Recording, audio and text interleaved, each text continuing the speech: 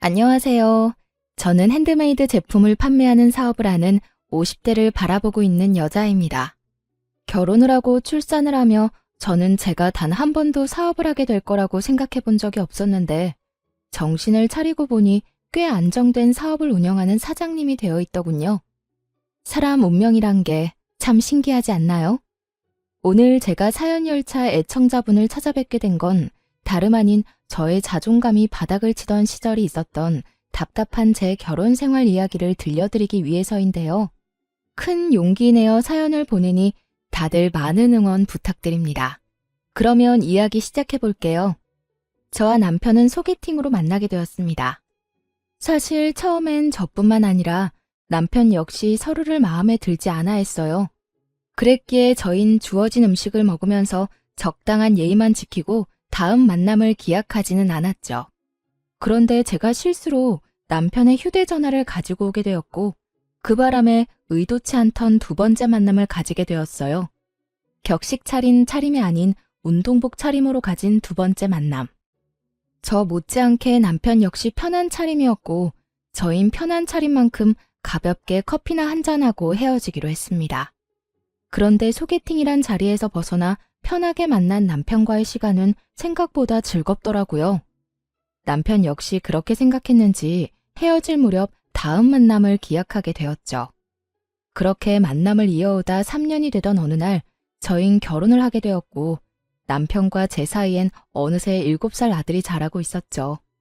신혼 때는 저 역시 직장 생활을 하고 있었습니다.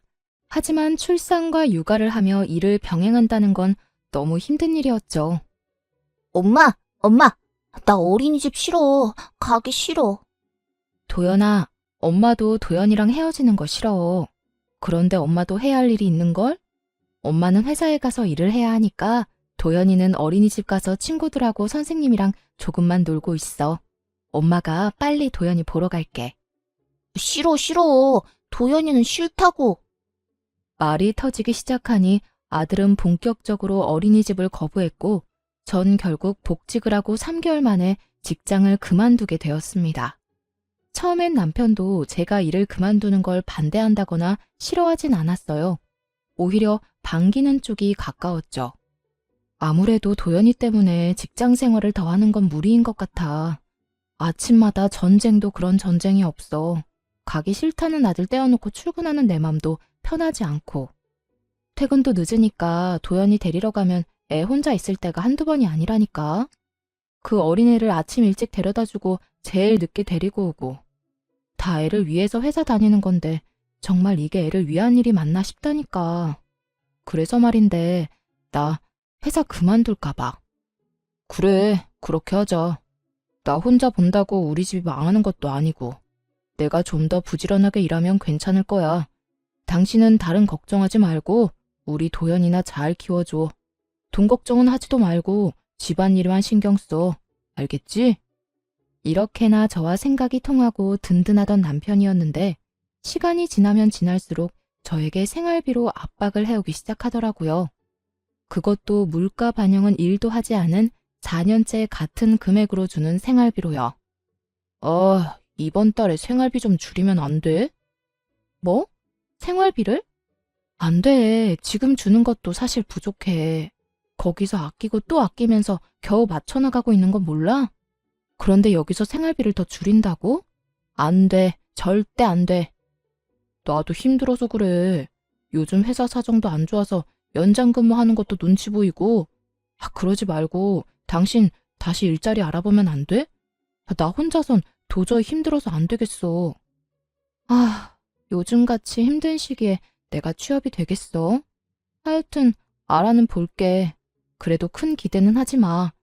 나한테 취업 가지고 부담을 주지 말란 말이야. 알겠어. 내가 부담을 주면 또 얼마나 준다고. 천천히 시간을 가지고 기다릴 테니까 노력이라도 해봐. 그렇게 전 취업을 준비하게 되었고 제 예상대로 그건 쉬운 일이 아니었죠. 경력 단절에다가 아기 엄마. 그 어느 회사에서도 선호하는 사람은 아니었고 취업을 준비하며 저의 자존감마저 바닥을 치게 되었습니다. 예전엔 다른 회사에서 이직을 권할 만큼 능력 있는 사람이었는데 이젠 어디에서도 환영받지 못하는 사람이 되었다는 생각에 자존감은 급속도로 바닥을 치게 되었죠. 그러는 와중에 그 어떤 압박도 부담도 주지 않겠다는 남편은 그 호언장담이 무색하게 그렇지 않아도 바닥인 제 자존감을 더욱 바닥치게 했습니다. 면접은 어떻게 됐어? 오늘 근처 회사에 면접 보러 간다고 했잖아. 그런데 그게 안 될 것 같아.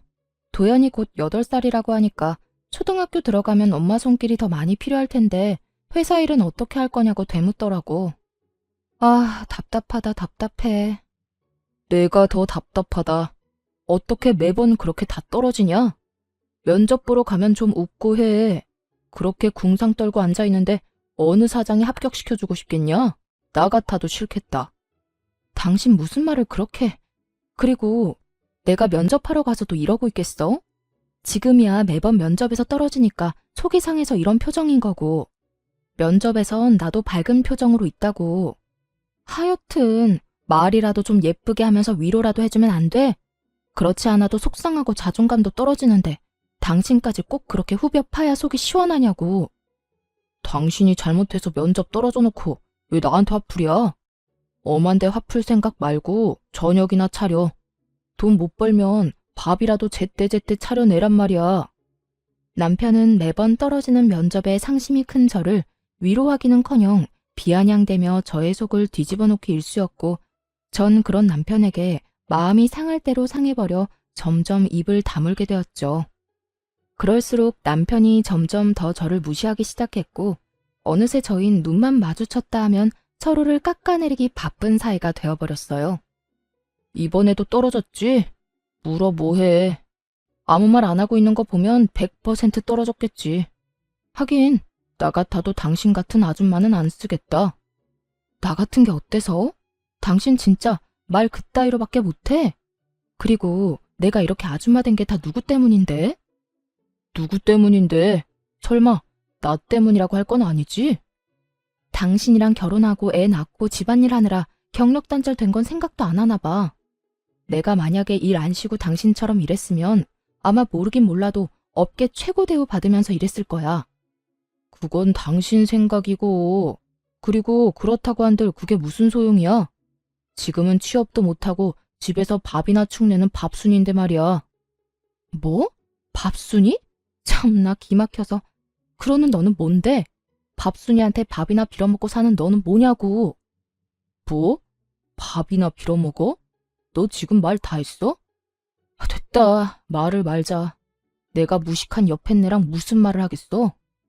이렇듯 끝은 무식한 여팻네였고 전 여팻네 말만 들으면 치가 떨릴 정도로 무시를 당하고 있었습니다. 그렇게 무시가 일상이 되던 어느 날 친정엄마의 생일이 다가왔고 전 늘 그렇듯 돈을 뽑아 봉투에 돈을 넣고 있었어요. 다른 때는 1년에 한 번 드리는 용돈이기에 시댁 친정 구분 없이 50만 원씩 드리고 있었지만 남편 놈과 돈과 취업 때문에 다툼이 잦은 시기라 눈치가 보이더라고요. 그래서 고민하다 30만 원만 마련하게 되었고 그 돈을 봉투에 넣고 있었죠. 고작 30만 원에도 이렇게 눈치를 보고 살아야 하느냐는 마음에 참 속이 상하더라고요. 서럽기도 했고요. 말이야 바른 말이라고 육아하고 살림 사는 걸 시급으로만 따져받아도 이렇게 부모님 용돈 드리는 것까지 눈치 볼 일은 없었을 텐데 이딴 남편을 둔 가정주부들의 한탄스러움이 정말 무엇인지 단번에 느껴지는 날이었습니다. 그렇게 한탄스러우면서도 남편의 눈치나 살펴야 하는 저 자신과 처지가 싫기도 했고요. 그렇게 한숨을 푹푹 내쉬며 봉투를 준비하는데 남편이 방으로 들어오더라고요. 방으로 들어온 남편은 그냥 저를 스쳐 지나가는가 싶더니 제 손에 들린 봉투를 보곤 걸음을 멈춰 저에게 물어오더라고요. 웬 돈이야? 전혀 아무것도 모른다는 표정에 저는 반사적으로 고개를 들어 남편을 노려봤고 저의 눈빛에 의아해하던 남편은 이내 엄마의 생일이란 게 떠오른 듯 재빨리 말을 하더라고요. 아, 장모님 생신이지? 이번 주 주말에 같이 밥 먹기로 했어. 시간 괜찮지? 주말에? 나 안 돼. 당직 잡혀서 회사 나가봐야 해. 진작 말해주지. 일찍 알았으면 다른 사람이랑 미리 바꿨을 텐데. 당직이라. 사실 알고 있었어요. 당직이 아니라는 걸 말이에요. 남편은 평소 가지고 다니는 수첩에 당직 날은 습관적으로 표시해두곤 했는데 엄마 생일이 있던 달이라 미리 남편 수첩을 확인했었거든요. 그래서 그날로 엄마와 약속을 잡은 거였기도 하고요. 하지만 남편은 당직이라며 저를 속였고 전 그 거짓말에 속아 넘어가기로 했습니다. 그 당시 남편과 전 사이가 너무 좋지 않았고 그런 남편과 함께 식사 자리를 가서 아무리 사이 좋은 척을 해봤자 저의 모든 걸 다 알아차리는 귀신 같은 엄마가 모를 리 없을 테니까요. 그래? 뭐 어쩔 수 없지. 엄마가 당신 좋아하는 중식당 가자고 해서 예약해놨는데 취소하고 한식당으로 가야겠다. 사실 엄마는 중식보단 한식 좋아하시잖아. 한식당 갈 바엔 그냥 집에서 대접해. 괜히 나가서 식당에 돈 버리지 말고. 그리고 친정에 주는 용돈도 좀 줄여. 우리 형편에 50만 원이 가당키나 해. 아무리 1년에 한 번 주는 용돈이지만 요즘 같을 때는 너무 부담이야. 제가 알아서 30만 원을 챙겼을 때의 기분과 남편이 강요하는 상황의 기분은 정말이지 천지 차이더군요. 부담인 거 다 아는데 그래도 굳이 말을 그렇게 해야 해? 그리고 당신이 그렇게 말하지 않아도 30만 원만 뽑아왔어. 어련히 알아서 하지. 내가 당신이 그렇게 힘들다는데 50만 원씩 뽑아왔겠어?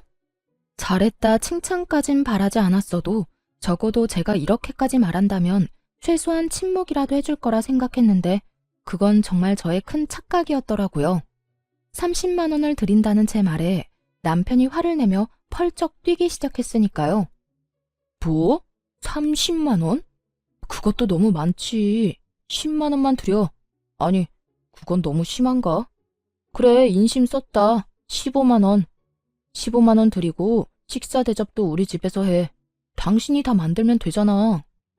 뭐? 너 진짜 양심 어디 갔니? 20만 원도 아니고 15만 원? 너 진짜 치사하게 이럴 거야? 다른 것도 아니라 우리 엄마 생일이야. 1년에 한 번뿐인 생일. 그런데 뭐? 15만 원? 생일 그게 별거야? 매년 오늘 생일 다 형편에 맞춰서 해드리면 되는 거야. 자식 힘들다는데 설마 더 달라고 하시기야 하겠어? 형편 같은 소리 한다. 다른 건 몰라도 30만 원은 드릴 거니까 그런 줄 알아. 저는 고함을 꽥 질러버렸고 남편은 그제야 좀 심했다 싶었는지 머리를 긁적이며 아무 말도 하지 않더라고요. 그런 남편을 보고 있는데 정말 이혼이란 말이 목끝까지 차올라 금방이라도 툭하니 튀어나올 것만 같았어요. 하지만 그 순간 안방에 걸린 가족 사진이 보였고 그곳에 행복하게 웃고 있는 아들의 얼굴이 제 시야에 꽂혔죠. 돌싱남 돌싱녀들이 TV에 나와 새로운 인연을 찾아 나설 만큼 흠이 아닌 세상이 되었지만 자식이 있으니 이혼이 쉽지만은 않더라고요. 특히나 곧 입학을 앞두고 있는 아들에게 아빠를 빼앗을 순 없는 노릇이기도 했고 무엇보다 그대로 이혼을 했다간 제 능력 부족으로 아들을 보지 못하고 살 것이 뻔했기에 전 참고 또 참으며 말을 삼킬 수밖에 없었습니다. 그렇게 울분이 담긴 봉투를 챙겨 엄마를 만났고 제 계획대로 엄마를 한식당에 모시게 되었죠. 고급 한식당이 아닌 그저 평범한 식당이었지만 엄마는 참 기뻐하시더라고요. 딸밖에 없네. 엄마 생일이라고 외식도 시켜주고 말이야. 에이, 엄마, 그런 말 하지 마. 더 좋은 곳에 모시고 싶었는데 미안해. 내가 취업만 하면 엄마 좋은 데 모시고 가서 거하게 대접할 테니까 그때까지 건강하기만 하셔요. 생신 축하해요. 그래, 고맙다. 요즘 많이 힘들지? 젊은 사람들도 취업이 힘들다고 난리던데 넌 더 힘들겠지. 그래도 너무 낙담하지 말고, 알겠지? 난 괜찮으니까 너무 걱정하지 마. 얼른 먹자. 나 배고파. 그렇게 식사 자리가 끝나고 계산을 하려는데 엄마가 미리 계산을 해버렸다고 하더라고요. 아마 힘든 딸에게 부담이 될까 화장실 가는 척을 하시며 미리 계산한 듯 했어요. 그것까지도 마음이 너무나도 속상했는데 집으로 돌아와 가방을 정리하던 저는 그 자리에 주저앉아 펑펑 울고 말았습니다. 제 가방 속엔 제가 엄마에게 드렸던 봉투가 고스란히 들어있더라고요. 30만 원이 아닌 100만 원이 든 돈 봉투가요. 봉투 안엔 짧은 편지 한 장도 있었는데 엄마는 연신 취업에 실패하는 딸이 안쓰러워 좋은 옷이나 한 벌 해입을 하며 돈을 넣어뒀다며 나중에 잘 되면 다 갚으라는 내용이었어요. 그날 밤 그 돈봉투와 편지를 안고 얼마나 울었는지 모릅니다. 죄송하기도 하고 서럽기도 해서요. 전 그 100만 원 봉투를 보며 다시 태어나기로 다짐했고 취업 대신 100만 원을 발판 삼아 다시 한번 큰 용기를 내기로 했죠. 제가 낸 큰 용기는 사업이었어요. 처녀 때 제가 하던 일은 다름 아닌 보석 디자이너였는데 보석을 디자인하던 그 당시에도 전 머리핀에 관심이 많았어요. 그래서 전 제가 제일 잘할 수 있으면서도 좋아하는 일로 새로운 도전을 해보기로 했습니다. 그간 가정주부로 산 세월이 얼만데 그 흔한 비상금 한 푼이 없더라고요. 얼마나 악착같이 가정에만 충실하게 살았는지 기특하다는 생각보단 멍청했다는 생각만 들었어요. 제 수중에는 부모님이 주신 100만 원이 전부였고 그 돈으로 머리핀 재료들을 구입해 핸드메이드 제품을 만들어 팔기 시작했습니다. 처음엔 제품 종류가 많진 않았어요. 하지만 하나 둘 사간 고객분들의 재구매율이 높아지며 매출이 올라가기 시작했고 감사하게도 입소문들을 내주셔 점점 주문수가 늘어갔어요. 그러다 제가 머리핀을 판매한다는 이야기를 들은 아들의 유치원 원장님이 대량 구매를 해주신 것도 모자라 원생들과 학부모님들께 선물로 나눠주시며 그 인기는 절정에 다다르게 된 것이었죠. 그렇게 100만 원으로 시작한 사업은 어느새 온종일 제품을 만들어도 모자랄 만큼 주문이 넘쳐나고 있었습니다. 혹시나 망할 수도 있는 일이고 혹여나 그렇게 된다면 또 남편에게 모진 말들을 들을 수 있으니 굳이 남편에게 알리지 않고 시작했었거든요. 그런데 저의 사업은 어느새 작업실을 따로 얻어야 할 정도로 규모가 커져 있었죠. 그렇게 몸도 마음도 바쁜 사이 시모의 생일이 다가왔고 저 역시 남편과 마찬가지로 참석조차 하고 싶지 않았지만 그랬다간 또 무슨 불호령이 떨어질지 모르는 일이니 참석하게 되었어요. 여보, 어머님 용돈 준비했어? 안 했으면 내가 은행 간 김에 뽑아올까? 어? 아니야. 내가 준비했어. 그래? 식당 예약도 당신이 했다고 했지? 웬일이래? 평소에 귀찮다고 신경도 안 쓰던 사람이. 어디 예약했어? 집에서 가까워? 어딘지 말하면 당신이 다 알아. 그냥 당신은 내가 운전하는 차 타고 가서 밥만 맛있게 먹고 오면 돼. 얼른 가자. 이러다 늦겠다. 남편은 평소와 다르게 시모 생일 준비를 혼자 다 한 상태였고 그런 남편이 저는 이상할 수밖에 없었습니다. 그도 그럴 것이 지난 결혼 생활 동안 친정은 물론이고 시댁 일에도 남자가 뭘 아냐고 하며 귀찮은 일은 전혀 나서지 않던 남편이었으니까요. 하지만 이런 저의 의아함은 약속 장소에 도착하고 난 후 다 풀리게 되었죠. 남편이 시모 생일이라고 예약한 식당은 고급 한식당으로 유명한 곳이었기 때문이었죠. 저에겐 돈이 아까우니 엄마 생일상을 집에서 차려주라던 남편놈은 제가 돈이 없어 차마 모실 생각도 못한 한식당에서 제일 비싼 코스로 예약했더군요.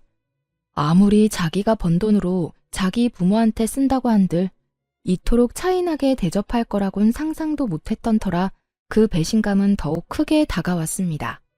거기에다 용돈 봉투까지 두둑하게 준비해 제 앞에서 시모에게 건네는데 정말 눈이 돌아버릴 지경이었어요.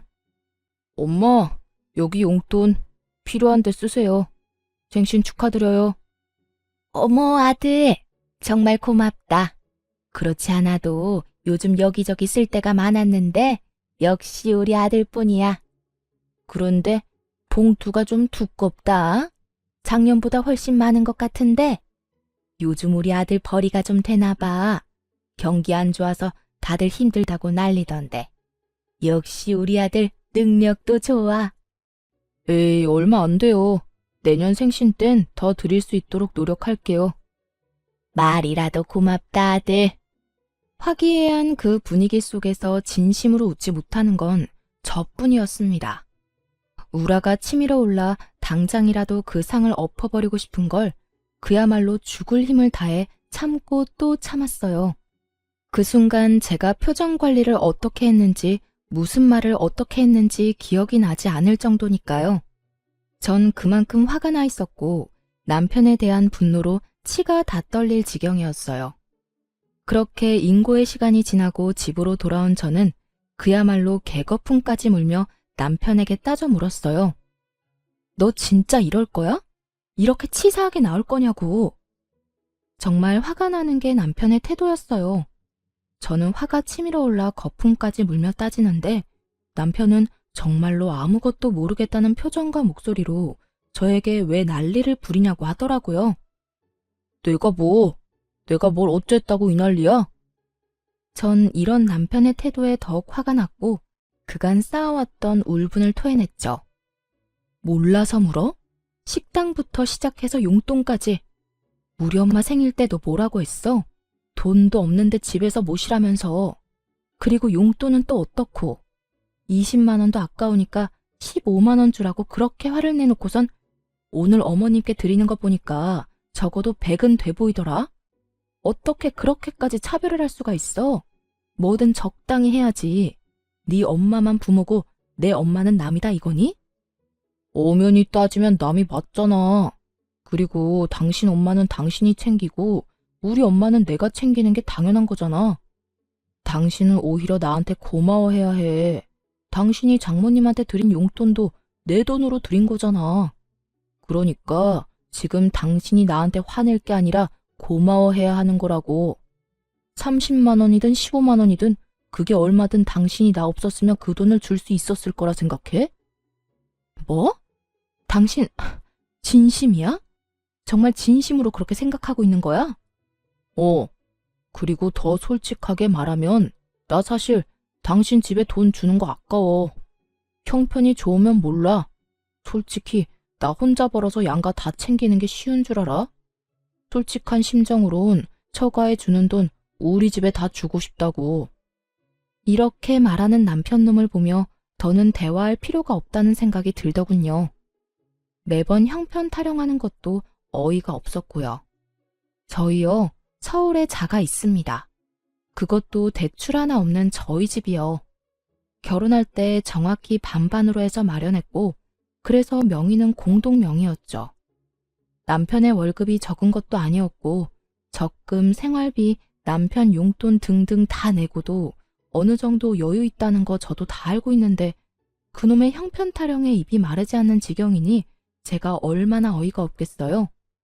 오죽했으면 그냥 내가 자기 돈 쓰는 것이 꼴 보기 싫다고 하는 것이 도리어 남편이 덜 미울 것 같은 심정이었어요. 전 끊임없이 치사하게 구는 남편에게 이렇게 말했어요. 그래, 알겠다. 그러면 앞으로 당신 집은 당신이 챙겨. 내 집은 내가 챙길 테니까. 불만 없지? 불만? 불만이 왜 있겠냐? 나야 당연히 고맙지. 너 분명 네 입으로 그랬다. 각자 집은 각자 챙기기로. 남편은 각자 집을 챙기게 된다면 누구 손해가 큰지 전혀 알지 못하는 듯 하더군요.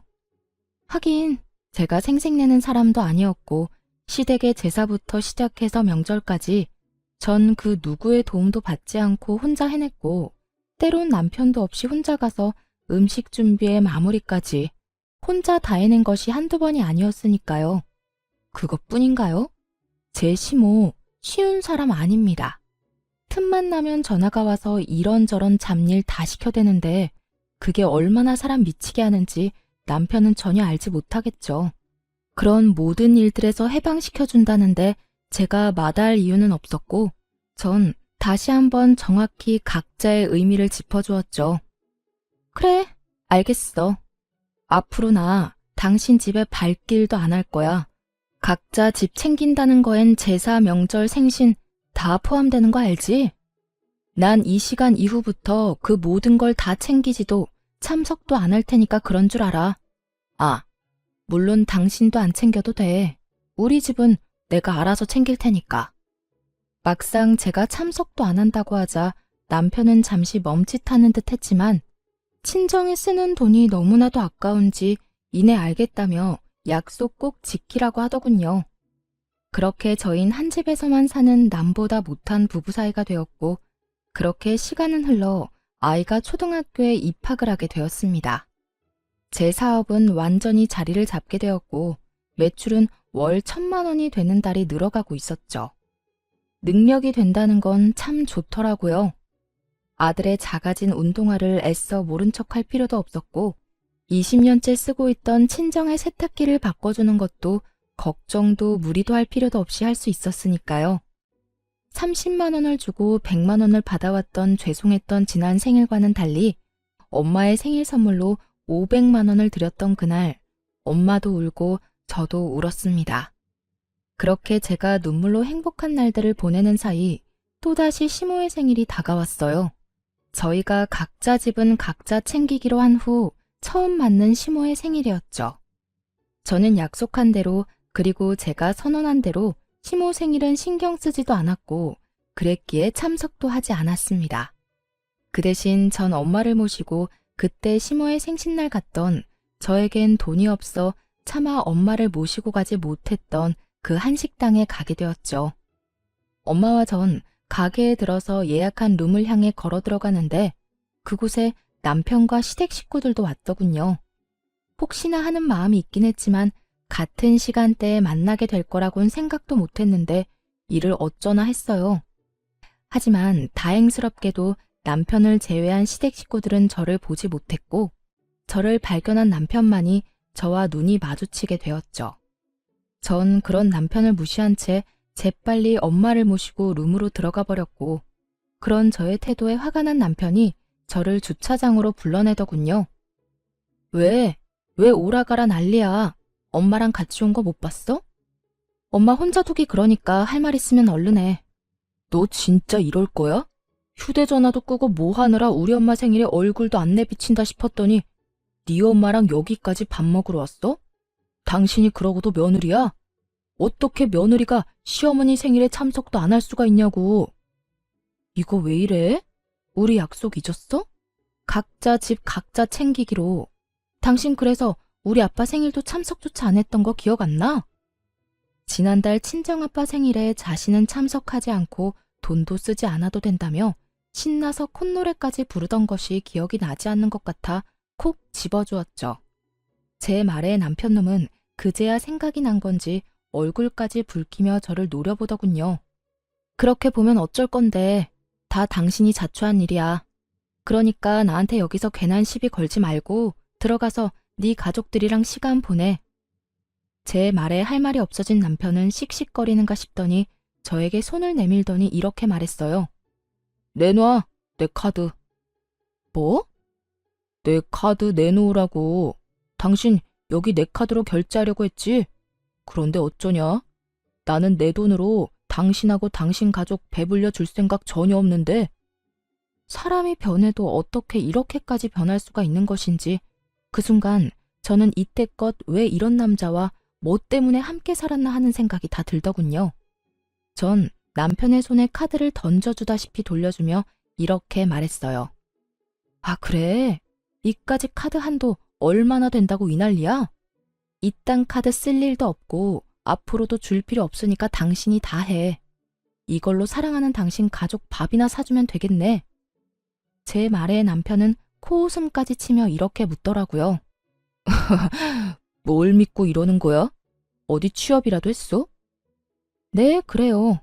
전 그때까지도 제가 사업을 하고 있으며 그 사업으로 대박이 났다는 사실을 알리지 않고 있었어요. 아니, 정확히는 알릴 수가 없었죠. 남편놈은 저와 한바탕 하고 난 후 생활비조차 주지 않고 있었고 그렇게 무책임하게 굴면서도 단 한 번 저에게 돈이 필요하지 않냐고 묻지도 않았으니까요. 그런 남편에게 굳이 제가 알릴 필요도 알릴 틈도 없었던 겁니다. 취업은 무슨? 내가 어떻게 취업을 하겠어? 틀린 말은 아니었어요. 사업으로 성공을 하게 됐지만 취업에 성공한 건 아니었으니까요.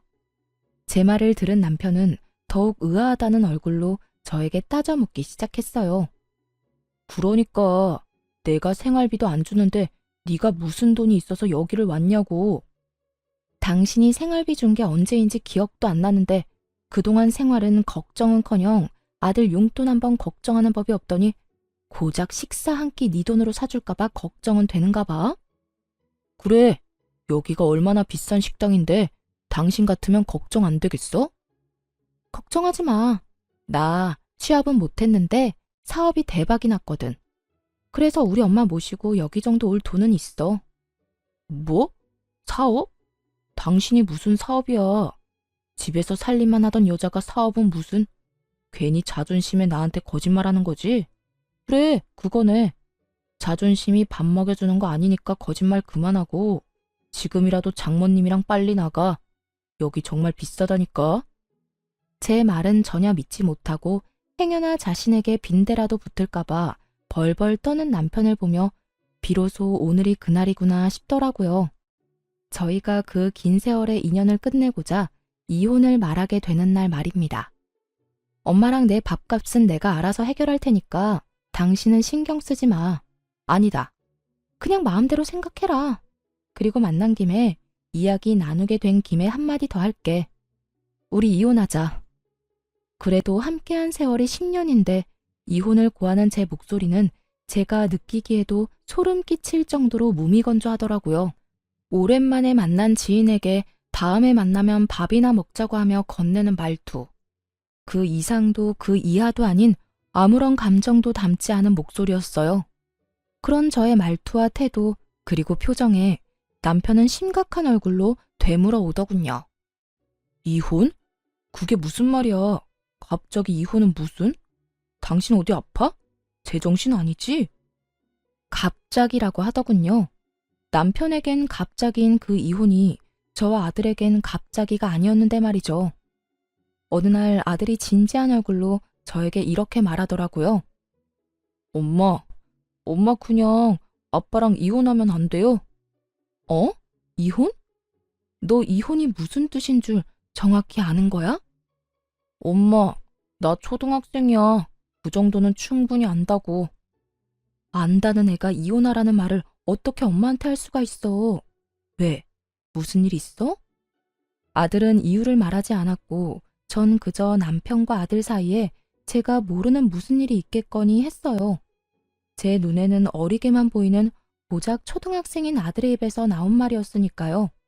하지만 아들은 끊임없이 저에게 이혼을 말해왔고 어느 날은 그 이유를 말해주더군요. 엄마가 행복해 보이지가 않아요.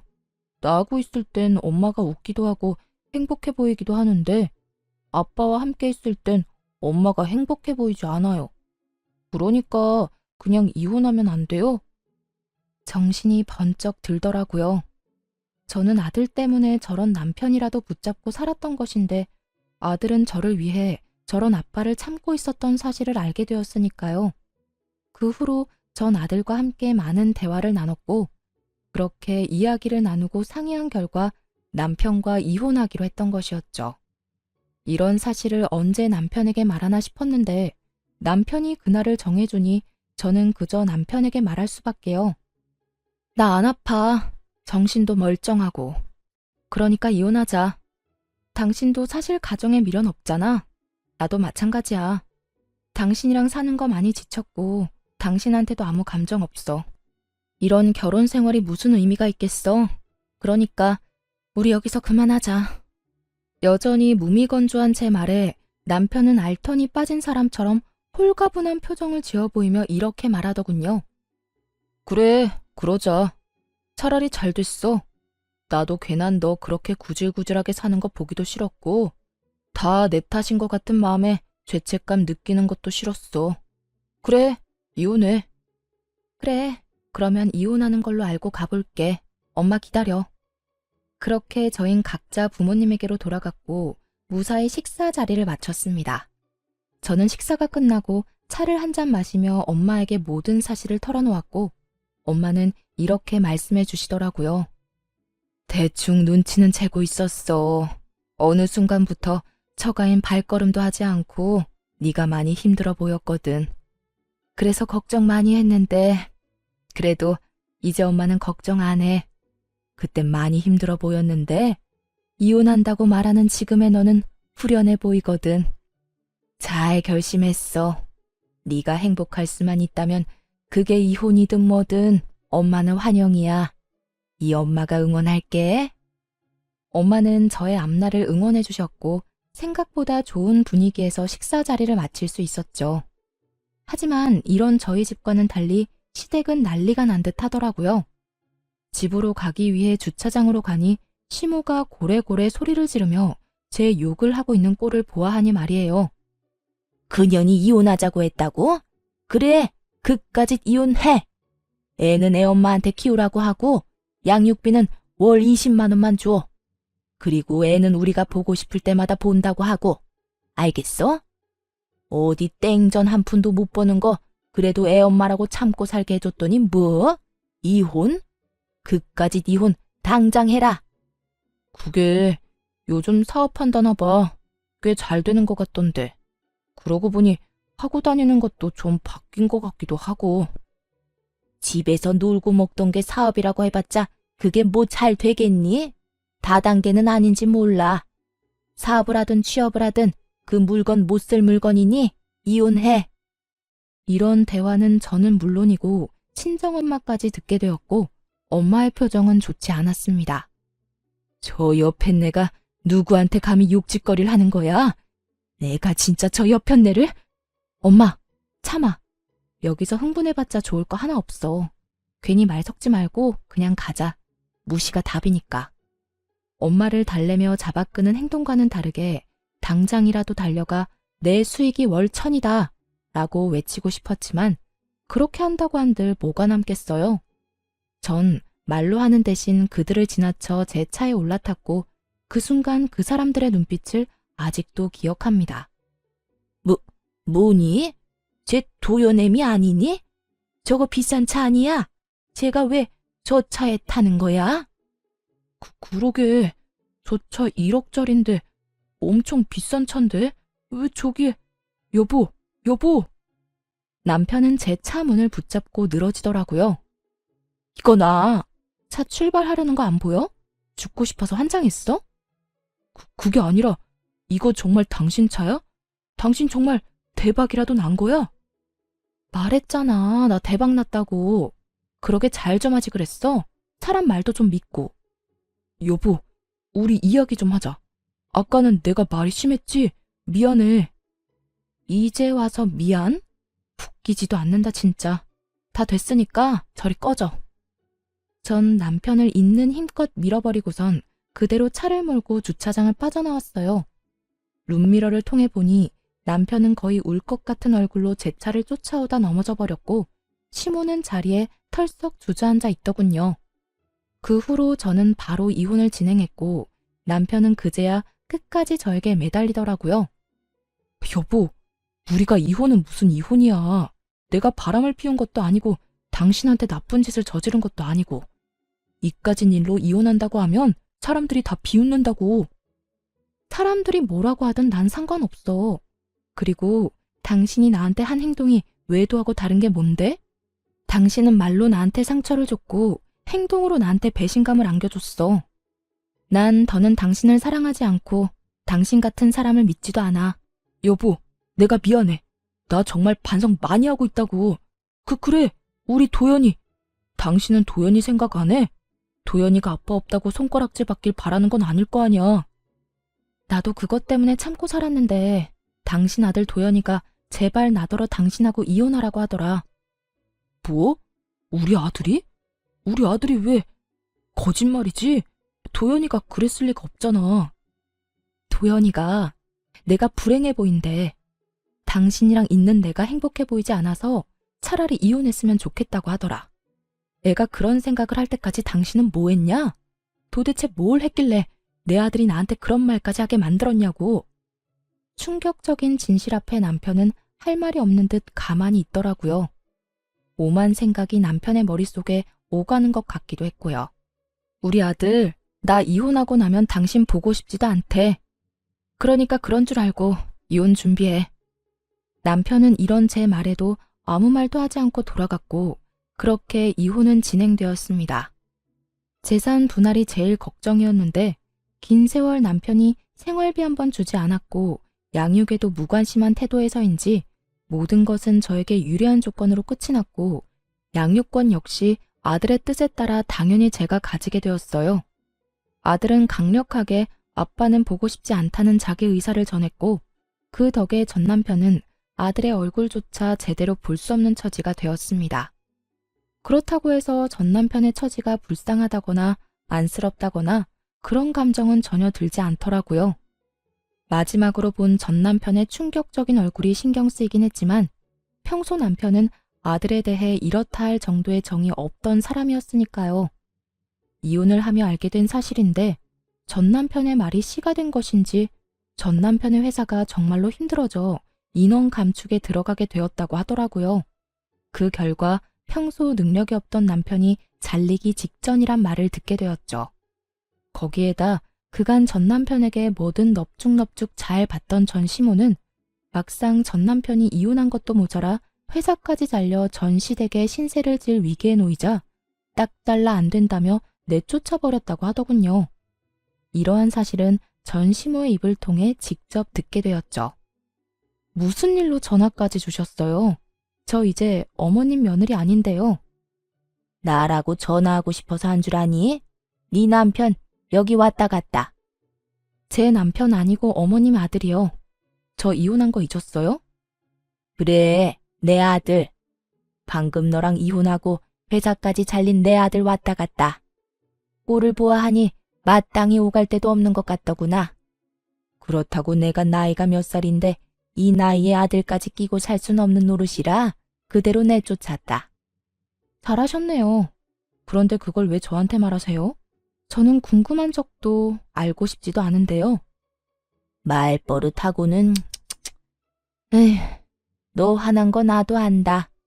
그런데 들어보니 너도 잘한 거 하나 없더구나. 그러니 너도 잊지 마고 그만 아범 데리고 가거라. 아무리 밉다고 해도 네 새끼 아빠인데 저대로 둘 수는 없는 노릇이지 않니? 내가 보아하니 반성 많이 한 듯하니 데리고 가서 잘 구슬려서 데리고 살아. 알겠니? 이혼한 지가 언젠데 왜 그때까지 제게 시모짓거리를 하려고 하는지 이해가 되지 않더라고요. 하긴 애초에 이해가 되는 사람이었다면 자기 아들이 저에게 그딴 식으로 굴 때 가만히 보고만 있지도 않았겠지만요. 전 그때까지 큰 착각을 하고 있는 시모에게 단호하게 한마디 해주고 전화를 끊어버렸습니다. 어머님, 아니, 아줌마, 전 분리수거도 안 되는 그딴 쓰레기 필요 없어요. 제 아들도 더 이상 아빠가 필요 없다고 하고요. 뭐? 너 지금 나한테 아줌마라고 했니? 어디서 건방지게 어른한테 그딴 투로 짓거리는 게야? 제가 이혼한 지가 언젠데 언제까지 어머님이라고 불러드릴 거라 생각했어요. 말이야 바른 말이라고 이젠 아무 관계도 아닌데 아줌마가 맞지 않나요? 저요, 바빠요 아줌마. 일도 해야 하고 아들도 키워야 하고요. 그러니 이딴 일로 연락하지 마세요. 더는 목소리도 듣고 싶지 않네요. 끊을게요. 전화를 끊어버린 저는 전화번호를 바꿔버렸고 혹시 하는 마음에 아들 역시 번호를 바꿔버렸습니다. 그렇게 그 지긋한 인연도 끝이 났어요. 그 후 저는 아들과 함께 잘 살고 있습니다. 이혼을 하고 난 후 제법 자란 아들이 저에게 이런 말을 해주더라고요. 엄마, 이제 정말 엄마가 행복해 보여. 그래서 나도 행복해. 그러니까 엄마, 앞으로도 많이 행복해 해줘. 나도 행복하게 말이야. 아들, 고마워. 사랑해. 나도 사랑해, 엄마. 그 말에 왈칵 눈물이 쏟아져 내리더라고요. 품 안에서 울고 웃던 아들이 어느새 자라 엄마의 행복이 자신의 행복이라 말하는 걸 보며 눈물이 나기도 했고 행복함에 웃음이 나기도 했으며 아들에게 참 고맙기도 했습니다. 만약 그 힘든 시절 아들의 말이 아니었다면 저는 어떻게 됐을까요? 그 쓰레기 같은 인간과 부부란 이름으로 아무 의미 없는 관계를 유지하며 제 인생을 갉아먹고 있지 않았을까요? 그 모든 것이 아들을 위한다는 큰 착각 속에서 말이죠. 그 삶은 결코 행복하지 않았을 뿐더러 끝도 없는 불행에 저는 병들어갔을 겁니다. 여러모로 아들의 존재가 오늘따라 더 감사하게 느껴지네요. 전 앞으로도 아들을 잘 키우는 것은 물론이고 힘들게 자리 잡은 제 사업이 흔들리지 않게 잘 유지하며 제 행복을 위해 살아갈 예정입니다. 제가 행복해야 아들 역시 행복하다고 하니 부지런히 행복해 보려고요. 때론 혼자인 것이 이겨낼 수 없을 정도로 힘이 드는 날이 오겠지만 둘이어서 외로울 때보단 그게 뭐든 덜 힘들지 않겠어요? 전 그게 뭐가 됐든 이겨낼 자신이 있거든요. 이로써 저의 긴 사연도 끝이 났네요. 저는 이혼을 마음먹기 전까진 이런 것도 이혼 사유가 될 수 있나 하는 걱정을 많이 했던 것 같아요. 그 어느 날 전 남편이 했던 말처럼 남편은 외도를 저지른 것도 저에게 폭력을 행사한 것도 아니었으니까요. 하지만 이혼을 진행하며 변호사와 많은 상담을 했는데요. 평생을 함께 살아가야 할 동반자가 내게 무시와 멸시를 밥 먹듯이 한다면, 또 처가와 시가를 대놓고 차별한다면 그것 또한 저와 제 아들에게 정신적 가해가 될 수 있다는 것을 깨달았습니다. 제가 이런 말까지 하는 이유는 세월이 많이 변해도 집에서 육아하며 집안일 하시는 많은 분들 중에 아직도 저처럼 무시당하며 눈치를 보며 사시는 분들이 많이 있더라고요. 가정주부 여러분, 육아와 집안일도 엄연한 일입니다. 가정에서 가장 중요한 일이죠. 그러니까 너무 눈치 보고 주눅이 들어 살지 마세요. 할 말은 하고 살자고요. 그럼 저는 이만 물러가 볼게요. 긴 시간 함께 해주신 모든 분들 감사합니다. 행복하세요.